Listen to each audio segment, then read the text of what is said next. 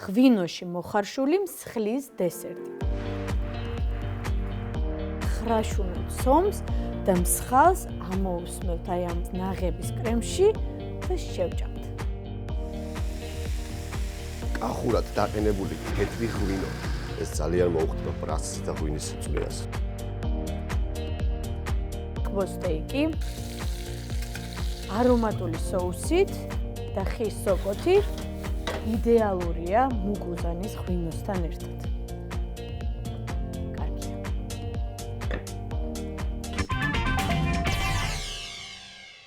მობრაწული ხბოს სტეიკი, ჩაშუშული ხის სოკოს გარნირი და ეს ყველაფერი მუგუზანით მომზადებული соусით.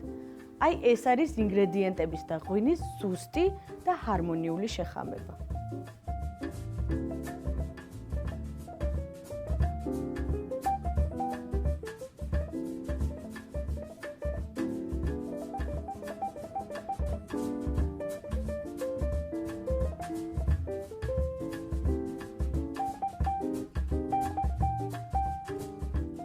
ხბოს სტეიკი, ხის სოკოთი. პირველ რიგში ვამზადებთ соус. დაბალ ცეცხლზე ჩავაგდოთ 20 გრამი კარაქი. გავასუფთავოთ 1 ცალი პატარა ზომის წითელი ხახვი. უხეშად დავჭრათ.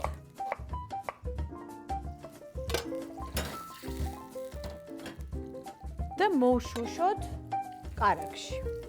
კარგად უნდა მოიშუშოს წითელი ხახვი, დარბილდეს. და რაც თავარია, ბევრი კარაქის ნუ შეგეშინდებათ. იმისთვის, რომ ეს რეცეპტი კარგი და გემრიელი გამოგვივიდეს, საკმაოდ ბევრი კარაქი დაგჭირდება.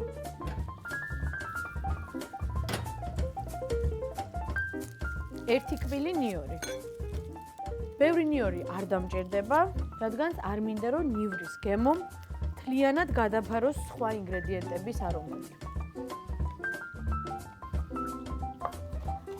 საკმაოდ საინტერესო соусია. ვუმატებ соусში ბეკონს. ბეკონს თავისებური ოდნავ შებოლილი გემო აქვს, რომელიც კიდევ უფრო საინტერესო გემოს მიცემს соусს. უხეშად, რადგან მე უნდა დავაბლენდეროთ ეს ყველაფერი. დავჭრათ 20-25 გრამი ბეკონი. და ჩავყაროთ ქვაფში.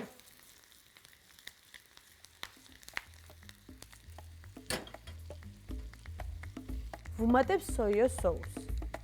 დაახლოებით 5 მილილიტრი. ფერით შეუცვალა უკვე თვითონ. სოიო თვითონ მარილიანია, ამიტომ соусში მარილის დამატება არ დაგჭირდება. სოიოს соуსი დავუმატეთ, ეხლა ხამაწკების соуსი. ანუ ამ შემთხვევაში ზღვის პროდუქტების გემოცემატება. მგონი კიდევ უფრო საინტერესო ხდება. 1 სუფრის კოვზი. ამოურიოთ. ეხლა ვუმატებთ საქონლის ხორცის ნახარს. დაახლოებით 150-200 მილilitrს.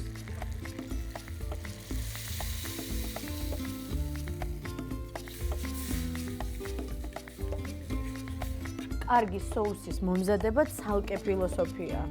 ბევრჯერ უნდა გავსინჯოთ, ფაქტურაზე უნდა ვიზრუნოთ, ფერზე, სისქეზე და რა თქმა უნდა გემოზე. ეხლა დავუმატებთ ყველაზე საინტერესო ინგრედიენტს. მუკუზანის ღვინო, რომელიც მზადდება საფერავის ყურძნის ჯიშისგან, რომელიც მოდის მუკუზანში, ეს არის კახეთში და სჭირდება 3 წელი იმისთვის, რომ დავარგდეს მუხის კასრში. და რა თქმა უნდა აქვს არაჩვეულებრივი მუხის არომატი და კენკრის ტონები. ცოტა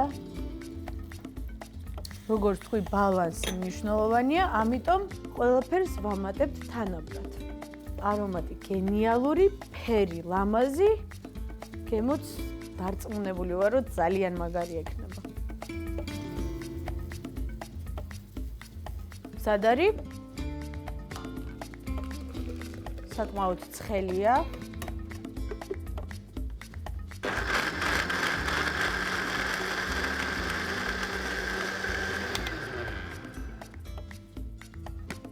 გადმოვასხათ ისევ იგივე ჭურჭელში, ბოლომდე არა, მხოლოდ იმდენი, რამდენი ჩვენ დაგვჭირდება შემდეგ გასაფორმებლად. ისევ ცეცხლზე და ბოლოს ვუმატებ კიდევ კარაქს.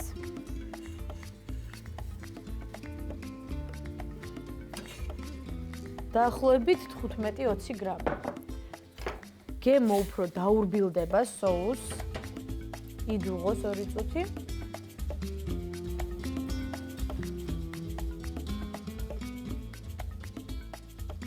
соуსი მზად არის. ალკოჰოლი ბოლომდე აორთქლდა და ზუსტად მუხის და კენკრის ტონები დაურტოვა соуს. ეხლა გაგრილდება соуსი, ცოტა კიდევ უფრო შესქელდება. ამასობაში მოვამზადოთ გარნირი. ხის სოკო. დაახლოებით 100-120 გრამი. მოვაჭრათ უხეში ბოლოები და ხელით გავძენძოთ. უფრო ლამაზი ფორმა ექნება, შეინარჩუნებს თავის ფაქტურას და უფრო ლამაზადაც დაიდება სტეიკზე. ხის სოკოს საკმაოდ მძაფრი არომატი აქვს, ქამა სოკოსთან შედარებით, თუნდაც ამიტომაც ავირჩიე. რადგანაც ვფიქრობ, რომ მუკუზანის ღვინოს, соус და ხბოს სტეიკს იდეალურად მოუხდება. წვავთ ისევ კარაქში. დავუმატოთ 20 გრამი კარაქი. ჩავყაროთ სოკო.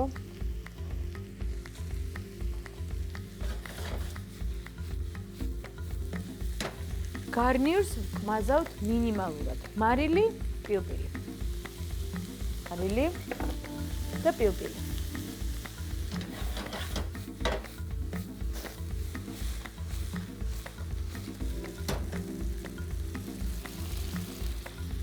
სანამ ხის სოკო კარგად მოიბრაწება, დავამუშაოთ ხბოს ხორცი. მივცეთ ლამაზი ფორმა, მოვაჭრათ ძარღვები. გარნირი მზად არის. соуსი მზად არის, გარნირი მზად არის. ბოლოს წვავთ ხორცს, რომ დარჩეს ძალიან წვნიანი, ვარდისფერი და რბილი. ისევ კარაქი. ყველაზე მეტ კარაქს იყენებენ ფრანგულ კულინარიაში, რადგან თვლიან, რომ კარაქით ნებისმიერი კერძი ბევრად გემრიელი გამოდის. 2 წუთი ველოდებით, რომ გამუქდეს კარაქი და მერე ჩავაგდოთ სტეიკი ტაფოში. მარილი პილპილი მხოლოდ სამხარეს.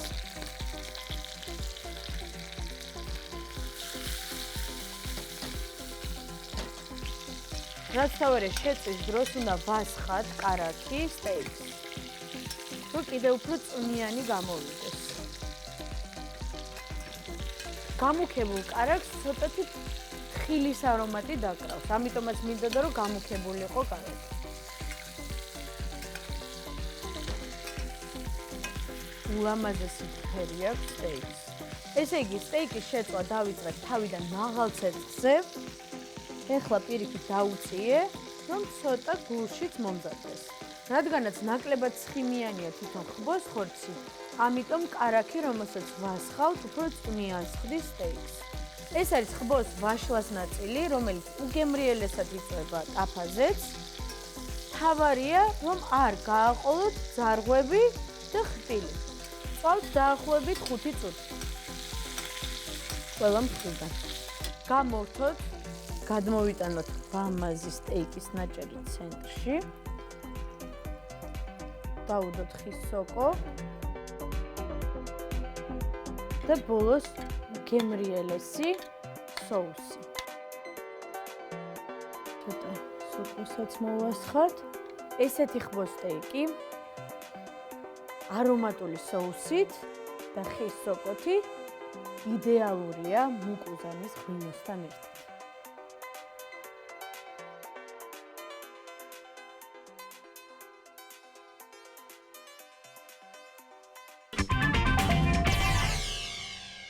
ვამზადებ პრასის კრემსუპს. ბეკონით, ბლუჩიზით, რძით, ქისით და რქაწითელით.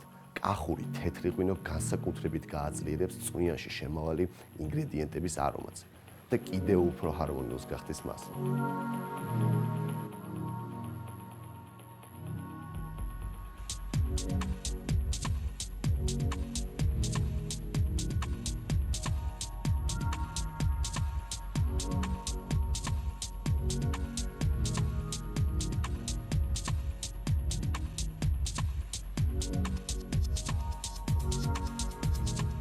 ვამზადებ პრასის წვნიანს ღვინის არომატით. პირველ რიგში ჭირდება ბეკონი. ბეკონი უნდა დავჭრა წვრილად, დავბრაწო, მინდა რომ წვნიანს ჰქონდეს შებოლილი ბეკონის არომატი. ჭირდება საშუალო ცეცხლი.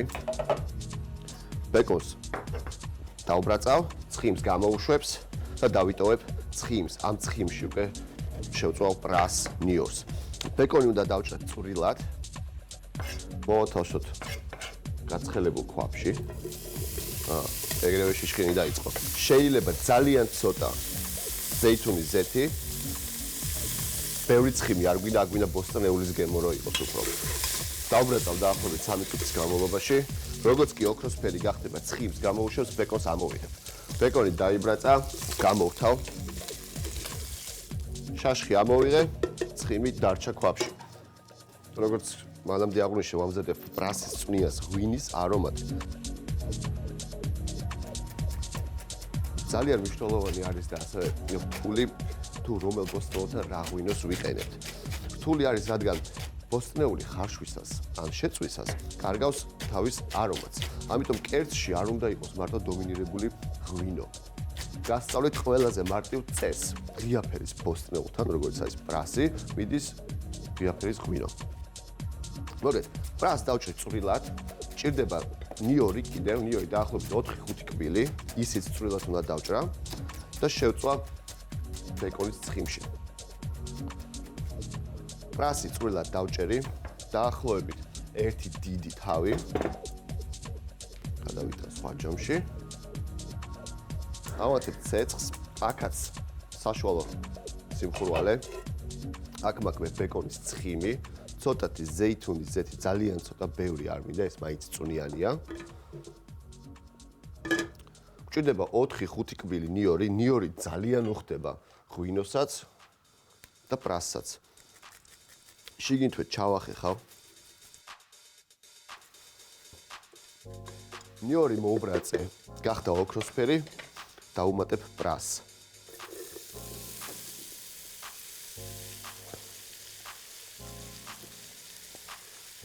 პრასს დიდი ხანი არ სჭირდება მოშუშვა, მინდა რომ წვნიანს ქონდეს პრასის არომატიც და რა თქმა უნდა ღვინის.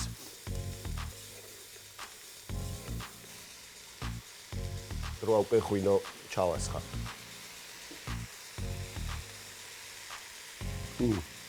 კახურად დაყენებული თეთრი ღვინო, ქისი და რქაწითელი არის ძალიან არომატული და ბოლოში ცოტა იკვინება კიდეც. დაახლოებით 150 მილილიტრი მეყოფა.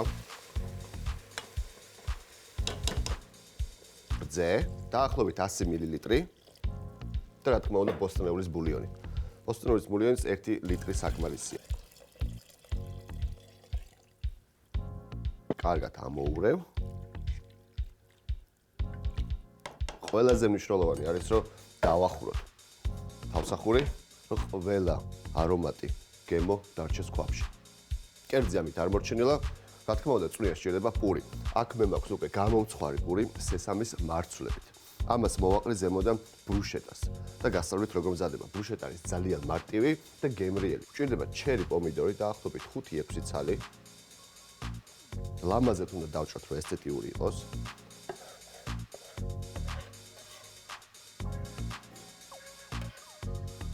ჩერი პომიდორი არის ტკბილი, ამასაც მოვასხავ ზემოდან ბალსამიკოს ძმარს. პომიდორი დავჭერი, ჭირდება 1 კბილი ნიორი.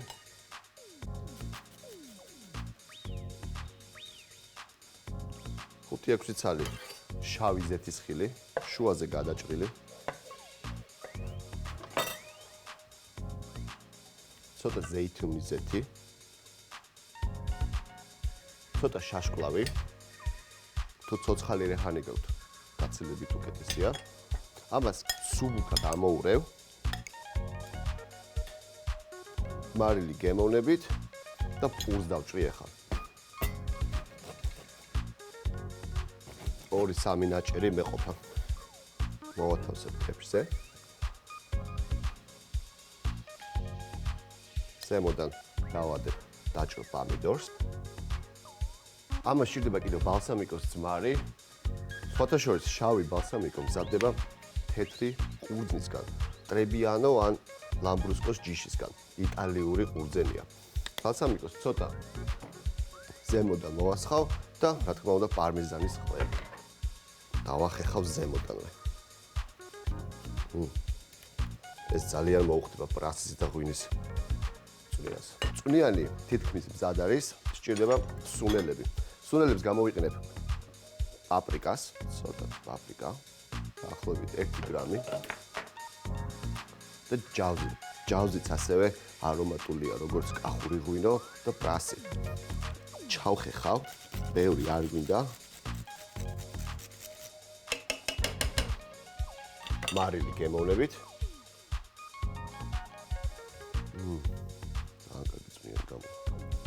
კარგად ამოურევ. და წვნიანი უნდა დავაბლენდერო. ძალიან კარგი.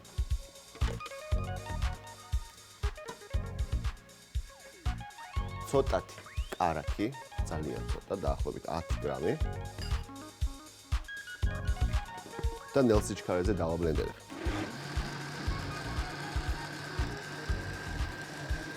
სანამ წვნიანი ბლენდერდება, დასჭირდება ამას დაახლოებით 3 წუთი კარგი კრემსუპი რო გამოვიდეს, დავჭრი ბლუჩის. ბლუჩისი ბევრი არ მინდა. 1 ნაჭერი.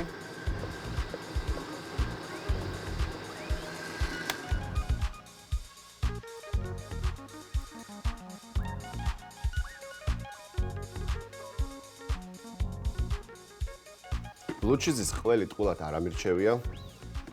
ძალიან უხდება თეთრ ღვინოს, კახურ ღვინოსაც, ევროპულ ღვინოებსაც. არომატულია და რა თქმა უნდა ჩვენს წვნიანში კახური ქისი გვაქვს და დაბრაწული ბეკონი.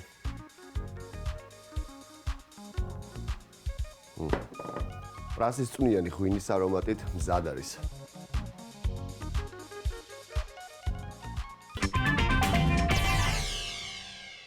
ტვიში ნატურალურად ტკბილი და ხილის არომატებით გაჯერებული ღვინოა, რომლითაც იდეალური დესერტის მომზადება შეიძლება. მით უმეტეს მსხლის დესერტის ნაღების კრემით.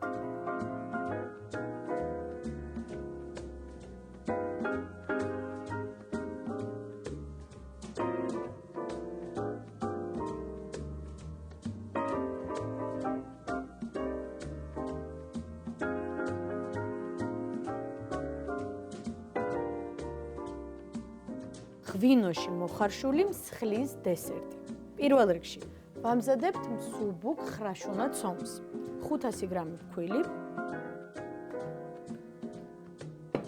კარაქი 150 გრამი.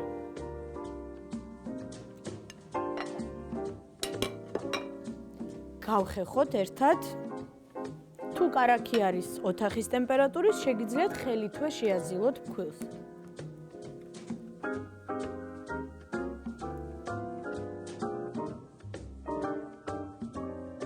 ფქვილი და კარაქი კარგად აირია ერთმანეთში, დავუმატოთ 1 მთლიანი კვერცხი.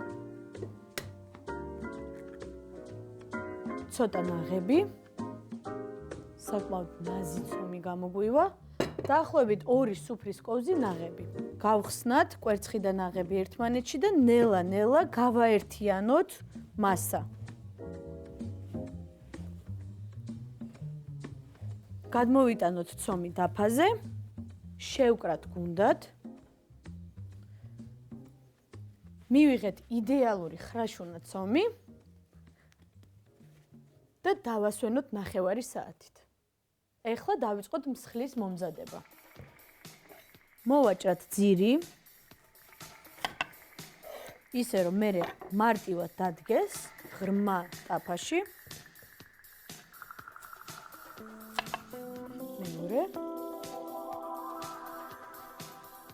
მე მგონი ერთი ცალიც ჩაეტევა. მე თუნდაც ოდნავ მაღლა იყოს.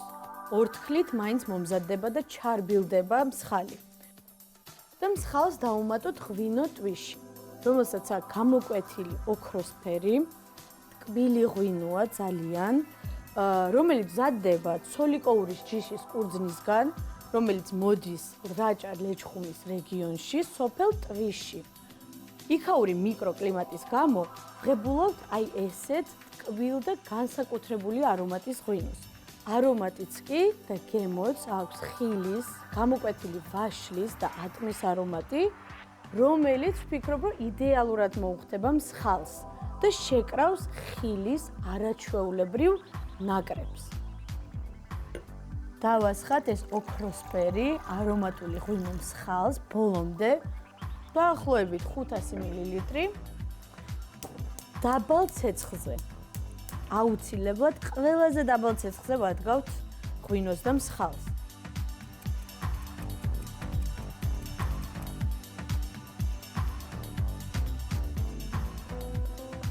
უკვე ადუღდა ღვინო, გადავდგა უფრო დაბალ ცეცხლზე. მსხალმა იდუღოს, ოდნავ დარბილდება და ესე იგი მზად არის. დროს არ ვკარგავთ, ვამზადებთ ნაღების კრემს. ჩავასხათ 500 მილილიტრი ნაღები, მაღალცხიმიანი, 35%-იანი ნაღები. დაგვჭირდება 8 კვერცხის გული. შევეცადოთ, რომ მაქსიმალურად ცილისგან გავანთავისუფლოთ კვერცხი.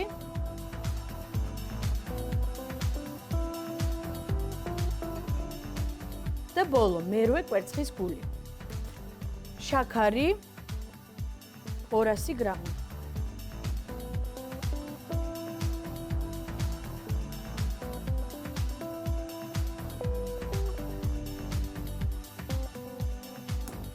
ძალიან დაბალ ცეცხლზე. ძალიან ფრთხილად და ნელა მოურიოთ კრემს. ისე რომ ძირი არ მიიწვას, მივიღოთ ერთფეროვანი მასა და რაც თავარია, არ უნდა ადუღდეს კრემი. ამ კრემის მომზადებისას სასურველია, რომ გქონდეთ სქელძირიანი ქვაბი, რადგანაც თანაბარ ტემპერატურაზე მომზადდეს და შესქელდეს ნაღების კრემი. ნელ-ნელა რბილდება უკვე მსხალი.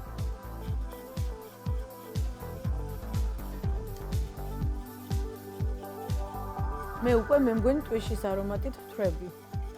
ისე დუღს ღვინო ალკოჰოლისგან იცლება და ვღებულობთ ხილის მკვეთრ არომატს. კრემი გასქელდა, გახდა უფრო ბლანტი, როგორ მივხვდეთ, რომ მზად არის. აი აქ დუღილის მძივს გაიკეთებს თუ არა, უნდა გამორთოთ. აი უკვე ვხედავ, აი აქ ქაფივით გაიკეთა, მზად არის. თავი დავიზღვიოთ და გავცრათ კრემი.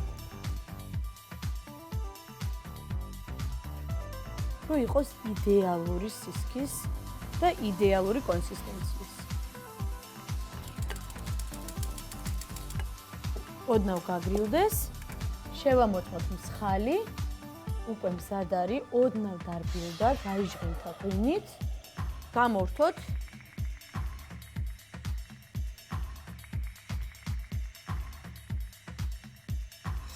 მსხალი უნდა გაგრილდეს, რომ შემდეგ მარტივად ამოუჭრა გული მსხალს, სადაც შემდეგ გემრიელეს ნაღების კრემს ჩავასხათ. გავჭრათ, ამოუჭრათ გული, როგორც თქვი. ესე პატარა კოვზი დავიხმაროთ. აი, კარგად ამოვჭერით გული ლამაზად და გავაგრძელოთ იგივენაირად გავიმეოროთ ყველა მსხალს.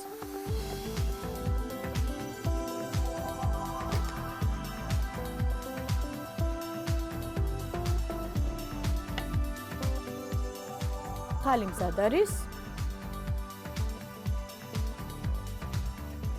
გავაგრძელოთ ცომი.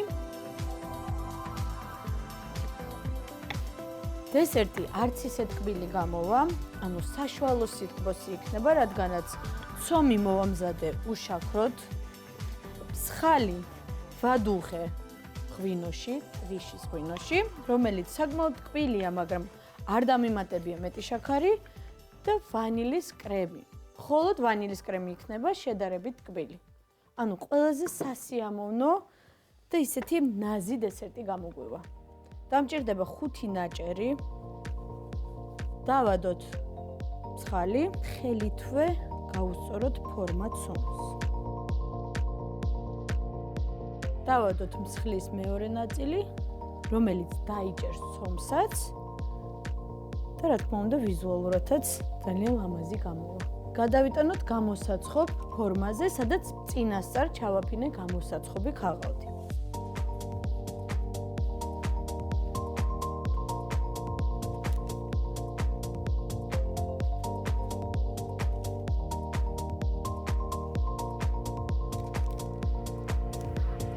ხაცხობთ.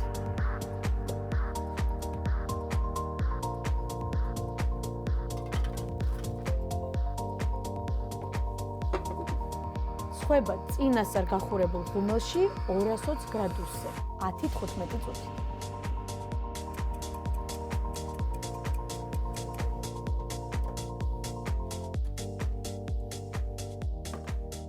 მსხალი გამოცხვა, ცომი მოიბრაწა.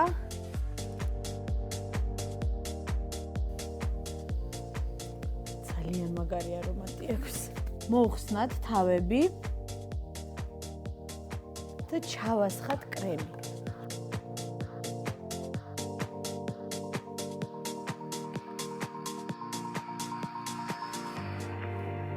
დავადოთ თავზე.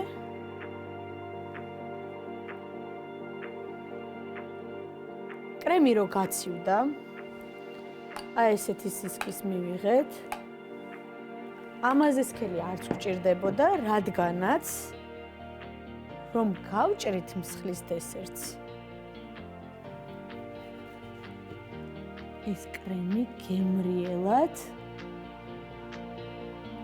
უნდა გადმოისხას. და ჭამის დროს გემრიელად ხრაშუნოთ ცომს და მსხალს ამოусმევთ აი ამ უგემრიელეს ნაღების კრემში და შევჭამთ.